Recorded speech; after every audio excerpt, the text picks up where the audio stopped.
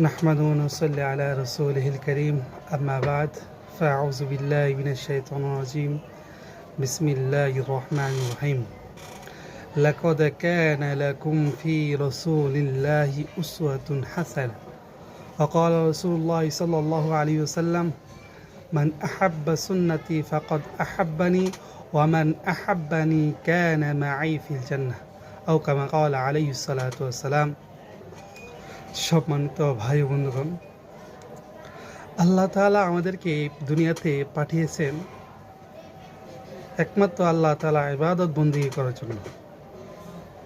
এই ইবাদত বন্দেগী করার জন্য কীভাবে ইবাদত বন্দেগী করতে হবে, কীভাবে জীবন সাজাতে হবে, কীভাবে উত্তম আদর্শ নিজের মধ্যে গঠন করতে হবে, সেই জন্য আল্লাহ তাআলা আমাদের নবী হযরত মুহাম্মদ সাল্লাল্লাহু আলাইহি ওয়াসাল্লামকে এই পৃথিবীতে পাঠিয়েছেন।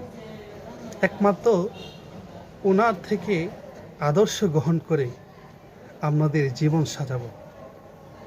এই জন্য আল্লাহ তাআলা পবিত্র কালামে সূরা আল আহজাব আয়াত নং 21-এ আল্লাহ তাআলা পবিত্র কালামে বলতেছেন যে লাকাদ কানা লাকুম ফি রাসূলিল্লাহি উসওয়াতুন হাসানাহ, নিশ্চয়ই তোমাদের জন্য আল্লাহর রাসূলের মধ্যে রয়েছে চমৎকার আদর্শ। তো আল্লাহ তাআলা বলতেছেন যে আদর্শ রেখেছেন একমাত্র রাসূল সাল্লাল্লাহু আলাইহি ওয়াসাল্লামের কাছে। রাসূল সাল্লাল্লাহু আলাইহি ওয়াসাল্লামের আদর্শ এত উত্তম ছিল, হযরত আয়েশা রাদিয়াল্লাহু তাআলা আনহাকে জিজ্ঞাসা করা হয়েছিল যে রাসূল সাল্লাল্লাহু আলাইহি ওয়াসাল্লামের আদর্শ সম্পর্কে জিজ্ঞাসা করা হয়েছিল। তখন হযরত আয়েশা রাদিয়াল্লাহু তাআলা আনহা বলেন যে কোরআনটাই নবী করিম সাল্লাল্লাহু আলাইহি ওয়াসাল্লামের আদর্শ।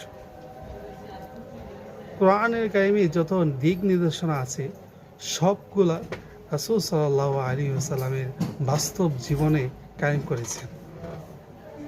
এই জন্য আমাদের সবসময় রাসূল সাল্লাল্লাহু আলাইহি ওয়াসাল্লামের আদর্শ মেনে চলতে হবে।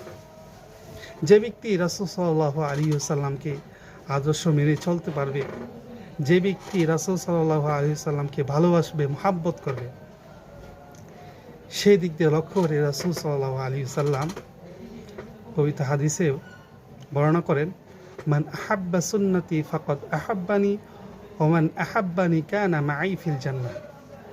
যে ব্যক্তি আমার সুন্নতকে মহব্বত করবে, ভালোবাসবে, সে যেন আমাকে ভালোবাসলো। যে ব্যক্তি আমাকে